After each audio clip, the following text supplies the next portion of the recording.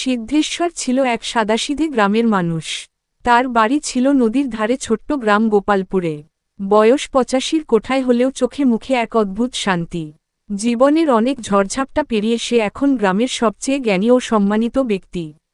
ছোটবেলায় সে খুব গরিব ছিল। বাবা মারা গিয়েছিল যখন সে মাত্র ৭ বছরের। সংসারের হাল ধরতে হয় স্কুল ফেলে। মাঠে লাঙ্গল টেনেছে, নদীতে মাছ ধরেছে, অন্যের জমিতে দিন মজুরিও করেছে। কিন্তু তবু মন হারায়নি।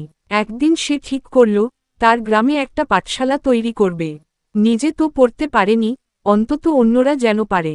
অনেক কষ্টে জমি জোগাড় করল, মাটি কেটে ঘর বানালো, বাঁশের বেঞ্চ তৈরি করল।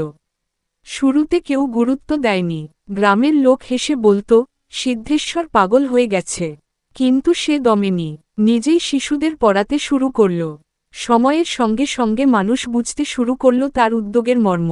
ধীরে ধীরে সেই পাঠশালা বড় হল, সরকার থেকে অনুমোদন পেল। আজ সেই স্কুলের অনেক ছাত্র ডাক্তার, ইঞ্জিনিয়ার, শিক্ষক হয়েছে।